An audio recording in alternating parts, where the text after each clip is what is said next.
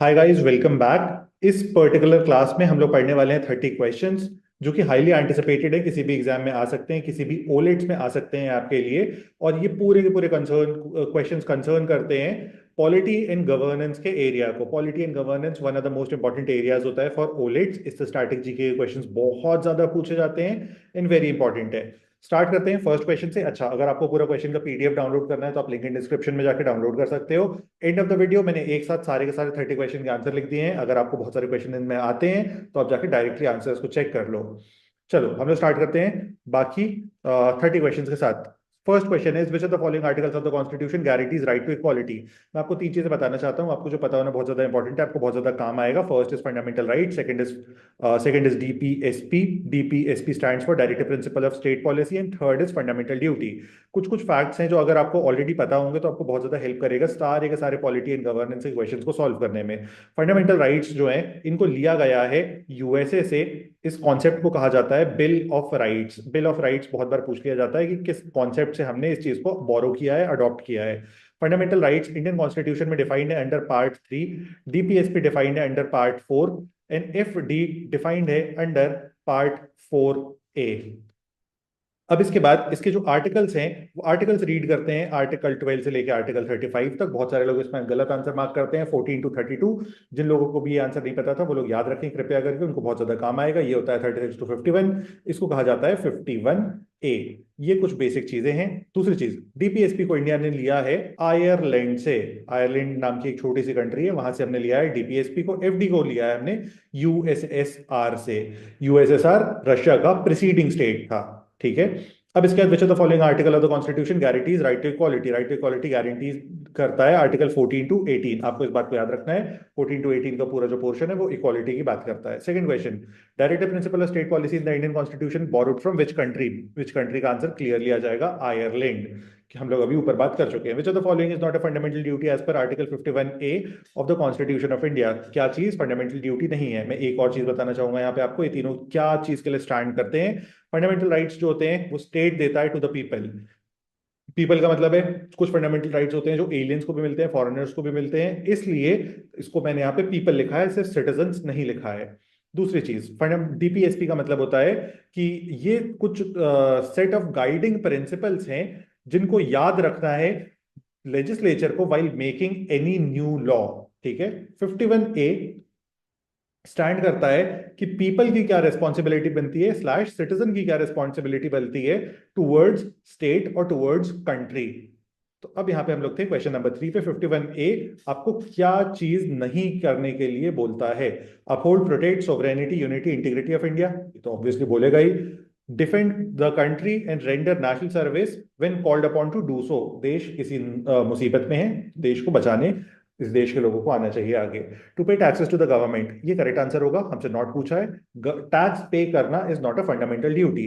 मैं आपको एक और चीज बताता हूँ। इंडिया में जो इनकम टैक्स होता है, जो सबसे बड़ा सोर्स होता है of revenue to the government, वो सिर्फ इंडिया के 3% लोग पे करते हैं। तो आपको यहां से समझ आ रहा होगा कि ये आंसर किस तरह से निकाला भी जा सकता है, अगर आपको कुछ और फैक्ट पता है तो। उसके बाद डी सही है, to improve protect natural environment, ये चीज डिफाइंड है अंडर आर्टिकल 51A। अगली चीज, consider the following statement regarding Lok Sabha. Lok Sabha से रिलेटेड हमको 3 स्टेटमेंट्स दी हुई हैं, उनको हमको बताना है क्या सही है गलत है। हमसे करेक्ट स्टेटमेंट पूछी है। Speaker of Lok Sabha is elected by members, correct है। Money bill can only be introduced in Lok Sabha. Maximum strength of Lok Sabha is 550 members. तीनों चीजें सही हैं। आप इसमें से एक स्टेटमेंट को बहुत अच्छे से याद रखना, मनी बिल वाले। Money bill can only be introduced in Lok Sabha. अब इस चीज के करेक्ट आंसर आएगा correct C, 1 2 and 3। Which of the following has authority to dissolve Lok Sabha. Lok Sabha को डिसॉल्व करने की अथॉरिटी किसके पास होती है? Correct answer is A. Very important question. Parallelly आपको एक दूसरा क्वेश्चन पूछा जा सकता है कि first session of new parliament कौन लेता है? जब इलेक्शन होते हैं उसके बाद जो फर्स्ट सेशन की लेने की रिस्पॉन्सिबिलिटी होती है, फर्स्ट स्पीच देने की रिस्पॉन्सिबिलिटी होती है, वो भी प्रेसिडेंट ऑफ इंडिया की होती है। आपको इस बात को भी याद रखना है। इस साल इलेक्शन हुए थे, ये क्वेश्चन एंटिसिपेटेड है कि आपको आ सकता है। Which of the following is true regarding governor's discretionary power. Discretionary power का मतलब होता है क्या एक्स्ट्रा ऑर्डिनरी टाइप की पावर किसी भी पर्सन को कॉन्फर की हुई है। तो गवर्नर एंड प्रेसिडेंट को डिस्क्रेशनरी पावर्स मिलती हैं। जैसे आपने सुना होगा इम्यूनिटी देने की एक पावर मिलती है। तुमने अगर किसी का मर्डर कर दिया है, प्रेसिडेंट तुमको पार्डन दे सकते हैं। पार्डन देने का मतलब है तुमको माफ कर दिया। इसी तरह से यहाँ पे हमसे 4 ऑप्शन दिए हुए हैं। फर्स्ट ऑप्शन है हम लोग से पूछा है true regarding governor's discretionary power. Reserving a bill for president's consideration, reserving a bill for president's consideration का मतलब होता है कि स्टेट लेजिस्लेचर ने किसी बिल को पास किया, अब प्रेसिडेंट, अब गवर्नर ने उसको विथहोल्ड कर लिया कि मैं प्रेसिडेंट से पूछूंगा, प्रेसिडेंट की सलाह लूंगा इस चीज पे, ये चीज की जा सकती है। Article 163 speaks of discretionary power of governor, ये आपको याद रखना होगा, ये बहुत ही इंपॉर्टेंट है और ये करेक्ट है। डिसॉल्विंग द स्टेट, अच्छा दो करेक्ट आ गए, इसका मतलब है correct answer is D. Still third देख लेते हैं, dissolving the state legislative assembly with no party has clear majority. Clear majority का मतलब होता है जैसे कि मोदी जी की 240 सीट्स हैं इन लोकसभा, तो अब मान लो उनके जितने भी सपोर्टिंग पार्टी थी, उनके जो भी कोलिशन पार्टनर्स थे या फिर अलायंस पार्टनर्स थे, वो उनको छोड़ के चले जाते हैं, उस पॉइंट पे इंडिया में एक हंग असेंबली हो जाएगी। हंग असेंबली आपको वर्ड याद रखना होगा। हंग असेंबली का मतलब होता है एक ऐसी सिचुएशन जहां पे किसी भी पार्टी के पास क्लियर मेजोरिटी नहीं है, जहां पे गवर्नमेंट फॉर्म नहीं की जा सकती है। तो तीनों चीजों को करने की पावर जो होती है वो होती है गवर्नर के पास। Seventh, consider the following statement regarding election commission of India. Election commission of India basic मैं एक और चीज बता दे रहा हूं, आर्टिकल 324 में डिफाइंड है, और राइट टू वोट इंडिया में, यूनिवर्सल एडल्ट फ्रेंचाइज इंडिया में 326 में डिफाइंड है। तो दोनों चीजों को आपको साइमल्टेनियसली याद रखना होगा, दोनों चीजें are very very important. Election year था इसलिए इंपॉर्टेंट है। It is permanent constitutional body, अब मैंने बताया इलेक्शन कमीशन अगर यहाँ पे डिफाइंड है तो it is obviously a constitutional body, constitution ही तो बोल रहा है उसको बनाने के लिए अंडर आर्टिकल 324।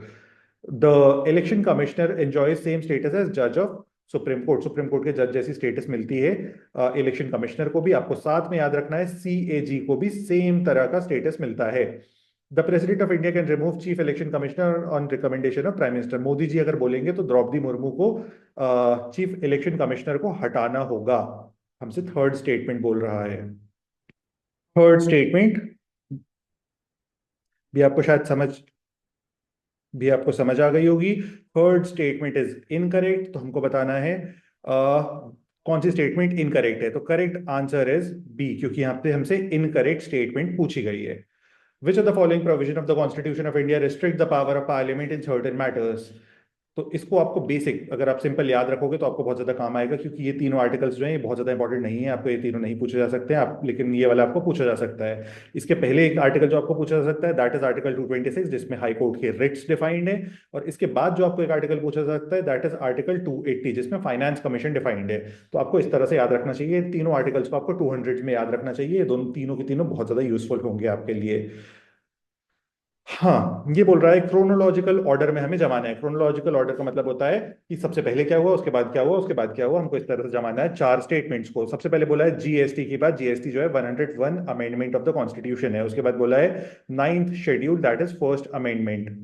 उसके बाद बोला है introduction of reservation economical weaker section 103। उसके बाद बोला है ये 61।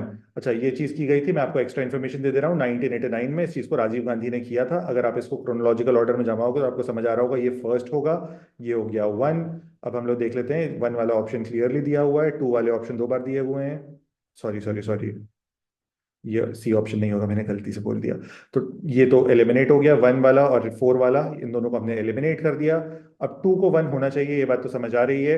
इसके बाद फोर एंड थ्री दिया हुआ है, फर्स्ट अमेंडमेंट के बाद नेक्स्ट चीज क्या आएगी, 103 101, तो फोर आना चाहिए, तो that means correct answer is ए, क्योंकि 61st अमेंडमेंट पहले आएगा, उसके बाद 101 आएगा, उसके बाद 103 आएगा, तो 103 जो है थर्ड लास्ट होना चाहिए, इस हिसाब से ये आंसर आएगा। Which of the following fundamental rights are available only to citizens of India and not foreigners? इसमें आपको याद रखना होगा, ये बहुत ज्यादा इंपॉर्टेंट क्वेश्चन है। This is available to Indians only, citizens of India. ये वाला जो है ये भी citizens of India, but article 14 is available to Indians plus foreigners which means aliens. तो थ्री आंसर नहीं हो सकता, तो करेक्ट आंसर आ जाएगा हम लोग का ए। Which of the following writ is issued by court to free a person who has been detained? अगर किसी भी इंसान को आपने डिटेन कर लिया है तो उसको फ्री करने के लिए कौन सी writ को यूज किया जाता है? फर्स्ट मैंडेमस, मैंडेमस का मतलब होता है, आपको याद रखना होगा, वी कमांड, वी कमांड का मतलब होता है सुप्रीम कोर्ट इज कमांडिंग या हाई कोर्ट इज कमांडिंग, दोनों सिचुएशंस के हिसाब से आपको देख लेना है। हेबियस कॉर्पस का मतलब होता है टू प्रोड्यूस अ बॉडी और टू हैव अ बॉडी, और यही करेक्ट आंसर होगा क्योंकि इसमें बॉडी की बात की जा रही है, किसी भी पर्सन को कोर्ट में प्रेजेंट करने की बात की जा रही है। अगला है कोवारंटो, कोवारंटो का मतलब होता है to be certified, to be certified, and prohibition का मतलब होता है टू प्रोहिबिट, यानी कि टू स्टॉप। अब ये सारे के सारे डिफाइंड है under article 32 for supreme court, under article 226 for high court. Question number 12, vice president of India is elected bye. Vice president को इंडिया में कौन इलेक्ट करता है? वाइस प्रेसिडेंट के इलेक्शन के सिस्टम को इंडिया में कहा जाता है इलेक्टोरल कॉलेज। आप इस बात को याद रखना। वाइस प्रेसिडेंट जो होते हैं वो चेयरमैन ऑफ राज्यसभा होते हैं, ex officio chairman of Rajya Sabha हम लोग उनको कहते हैं, कि by virtue of his office जो भी इंसान इंडिया का वाइस प्रेसिडेंट बनेगा, कल को मैं और तुम बन गए तो हम लोग ऑटोमेटिकली चेयरमैन ऑफ राज्यसभा बन जाएंगे, स्पीकर ऑफ राज्यसभा बन जाएंगे। तो इसका करेक्ट आंसर आएगा सी। Which of the following constitutional amendment is related to anti-defection law? Anti-defection law से कौन सा constitutional amendment related है? 42 को कहा जाता है मिनी कॉन्स्टिट्यूशन। इसको लाया गया था 1976 में। 44th जो अमेंडमेंट था, इससे राइट टू प्रॉपर्टी को हटाया गया था। आपको इस बात को याद रखना है, राइट टू प्रॉपर्टी को हटाया गया था, प्लस इससे रिवर्स किया गया था 42nd अमेंडमेंट को, जिसको हम लोग मिनी कॉन्स्टिट्यूशन कहते हैं। 52nd is the correct answer. 52nd जो था, इससे एंटी डिफेक्शन लॉ को लाया गया था। 61 को आपको याद रखना है अलग से, क्योंकि 61 से हम लोग ने इंडिया में वोटिंग की एज को कम किया था फ्रॉम 21 टू 18। इस चीज को किया गया था ईयर 1989 में। आप अपने माता पिता से पूछ सकते हैं, उनके वक्त पे वोटिंग करने की एज जो थी वो 21 होती थी। 1989 के बाद से सारे लोगों को 18 के ऊपर जो भी है उनको वोट करने का राइट मिल गया था। Panchayat raj system in India was introduced in which state? तो देखो यहाँ पे दो स्टेट्स तो ऐसे हैं जो कभी आंसर हो ही नहीं सकते जन्म में, क्योंकि आप इजीली एलिमिनेट कर लोगे। दो स्टेट्स बचे, इनमें मैं आपको क्लियरली बता देता हूँ, Rajasthan is the correct answer, Uttar Pradesh is not the correct answer. उसके बाद which of the following which article of the constitution deals with establishment of supreme court? Supreme court को बनाने में कौन सा आर्टिकल लगता है? तो this article is the correct answer. आपको और स्पेसिफिकली याद रखना चाहिए आर्टिकल 124 क्लॉज 1, क्योंकि आपको कई बार क्लॉज 1 2 3 4 में भी ऑप्शन दिया हो सकता है। Consider the following statement about attorney general of India. Attorney general कौन होता है, मैं क्विकली बता दे रहा हूँ। अटॉर्नी जनरल इंडिया का हाईएस्ट लीगल ऑफिसर होता है, जो रिप्रेजेंट करता है यूनियन गवर्नमेंट को। यूनियन गवर्नमेंट को सुप्रीम कोर्ट में रिप्रेजेंट करने की responsibility is on attorney general. Attorney general का एक छोटा भाई होता है, उसको कहते हैं advocate general. Advocate general same चीज करता है स्टेट लेवल पे, वो स्टेट गवर्नमेंट को रिप्रेजेंट करता है। तो इंडिया में 28 स्टेट है, which means 28 attorney advocate general होंगे। अटॉर्नी जनरल क्योंकि एक सेंट्रल गवर्नमेंट है, इसलिए एक सिंगल पर्सन होगा। अटॉर्नी जनरल आपको समझ आ रहा होगा, ओवरऑल ज्यादा पावरफुल हो गया। तो क्या चीज गलत है? तो attorney general is the chief legal adviser to the government of India, correct हो गया। First statement, the attorney general has the right to speak and take part. अच्छा, इस बात को आपको याद रखना है, अटॉर्नी जनरल के पास पावर होती है कि वो किसी भी पार्लियामेंट की प्रोसीडिंग में जाके अटेंड कर सकता है, और उसमें किसी भी लीगल मैटर पर अगर डिबेट चल रही है तो उस पर अपनी ओपिनियन को प्रेजेंट कर सकता है। फॉर एग्जाम्पल, ट्रिपल तलाक पे बातचीत चल रही है तो attorney general can present his point of view. Third, attorney general holds office during the pleasure of president. तीनों स्टेटमेंट्स अपने आप में सही हैं। हमसे पूछा है इस करेक्ट, करेक्ट का ऑप्शन हो गया हमारा डी। इसके बाद 44th amendment of the Indian constitution में क्या चेंज लाया गया? 44th में मैं आपको बता चुका हूं, ये तो 61st वाला चेंज था जो हमने 1989 में लाया था, और ये भी मैंने आपको बताया था, option B is the correct option, right to property. Introduction of fundamental duties जो है, इसको याद रखना, ये 42nd अमेंडमेंट से किया गया है। जीएसटी को लाया गया है 101 अमेंडमेंट से।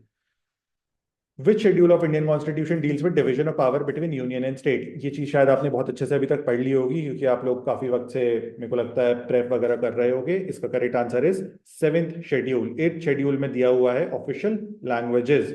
9th एंड 10th शेड्यूल को अभी हम लोग आगे डिस्कस करेंगे। The custodian of Indian constitution, Indian constitution का कस्टोडियन कौन होता है? The correct answer is supreme court of India. This is defined under article 142 of the constitution, कि जो सुप्रीम कोर्ट होगा वो गार्जियन होगा इंडियन कॉन्स्टिट्यूशन का, by virtue of article 142 of constitution.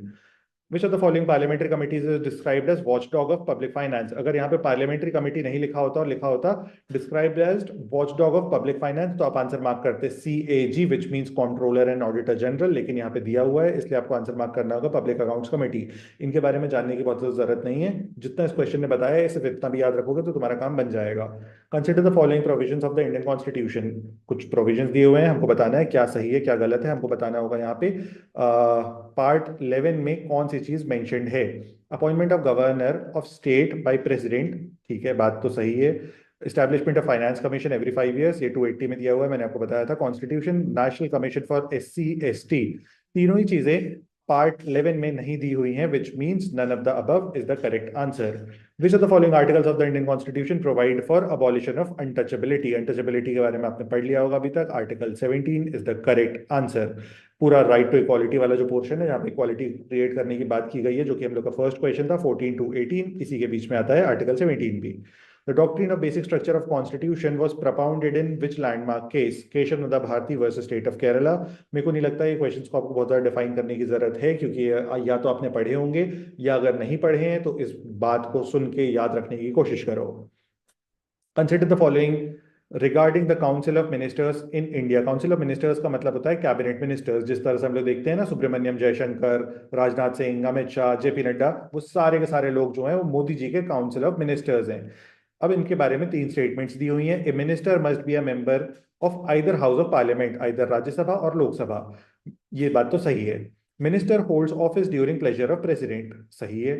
The prime minister allocates portfolios among ministers. Ministers को responsibility देने का काम जो होता है वो प्राइम मिनिस्टर ऑफ इंडिया का होता है. यानी कि तीनों स्टेटमेंट सही है. हमसे पूछा है which of the following statement is incorrect, तो इनकरेक्ट जो है, करेक्ट आंसर इज डी, क्योंकि कोई भी इनकरेक्ट नहीं है. अगला question, which of the following provision can be amended bye a simple majority? Parliament में 2 तरीके की मेजॉरिटीज चलती हैं, आपको याद रखना होगा. Second is special majority. Special majority का मतलब होता है जब पार्लियामेंट में मान लो 300 लोग बैठे हैं, उसमें से 2/3 लोगों को किसी एक पर्टिकुलर मैटर पे वोट करना होगा. सिंपल मेजॉरिटी का मतलब होता है 50% प्लस 1 वोट. 50% प्लस 1 का मतलब होता है 300 लोग पार्लियामेंट में बैठे हुए हैं और उसमें से 151 ने किसी भी चीज के लिए वोट कर दिया, दैट इज सिंपल मेजॉरिटी. तो अब जो बड़े इश्यूज होते हैं कंट्री के लिए, बहुत ही बिगर इश्यूज होते हैं, उन पे हमको चाहिए होती है स्पेशल मेजॉरिटी. जो छोटे इश्यूज होते हैं उन पे हमको चाहिए होती है सिंपल मेजॉरिटी. तो यहाँ पे बोला है चेंज इन नंबर ऑफ जजेस of supreme court. Simple majority है, बहुत बड़ी चीज नहीं है. मुझको शायद पता होगा मोदी जी ने चेंज किया है. पहले 31 जजेस होते थे सुप्रीम कोर्ट में, अभी 34 जजेस होते हैं सुप्रीम कोर्ट में, including CJI in both cases. इसके बाद election of president. Election of president, तुम सोचो कितनी बड़ी चीज है. कितनी बड़ी चीज क्यों है? क्योंकि प्रेसिडेंट ऑफ इंडिया जो होता है वो कमांडर इन चीफ होता है ऑफ आर्म्ड फोर्सेस. यानी कि बहुत बड़ा इशू है, बहुत बड़ा इशू है, यानी कि स्पेशल मेजॉरिटी चाहिए होगी. तो करेक्ट आंसर आ गया हम लोग का बी. अब इसके बाद 26, maximum gap permissible between 2 sessions. यानी कि पार्लियामेंट के जो सेशंस होते हैं उन 2 सेशंस के बीच में मैक्सिमम गैप कितनी हो सकती है? Correct answer is 6 months. Which of the following constitutional bodies recommend distribution of tax revenue between union and state? ये काम करता है फाइनेंस कमीशन. देखो प्लानिंग कमीशन तो खत्म कर दिया गया है 2015 में, 2014 में खत्म हो गया था, और 1 जनवरी 2015 से प्लानिंग कमीशन को चेंज कर दिया गया है टू नीति आयोग. आपने शायद नाम सुन लिया होगा इस बॉडी का भी. फाइनेंस कमीशन जो डिफाइंड है, ये है under article 280 of the constitution, और इसकी रिस्पॉन्सिबिलिटी होती है सारे के सारे रेवेन्यू को डिवाइड करने की between state and union territories. Sorry, union government, not union territories. Under which article of the Constitution can a citizen move directly to Supreme Court for enforcement of fundamental rights? आप directly supreme court कब जा सकते हो? Through this article, article 32. एक बात और याद रखना, ये हाई कोर्ट के लिए होता है. सेम, इन दोनों में रिट्स डिफाइंड है, supreme court and high court. Article 142 मैं आपको बता चुका हूं, guardian of constitution. Article 136 defined है स्पेशल लीव पिटिशन, SLP. मैं स्पेशल लिख रहा था, SLP, स्पेशल लीव पिटिशन. बहुत ही इंपॉर्टेंट कॉन्सेप्ट होता है, one of the YouTube videos में मैंने बताया है, तो आप जाके चेकआउट कर सकते हो. PM Modi is dash number का president, prime minister of India. Answer is 14th. Which of the following terms best describes India as per preamble of constitution? Federal republic, no. ये भी नहीं, ये भी नहीं. Correct answer is this.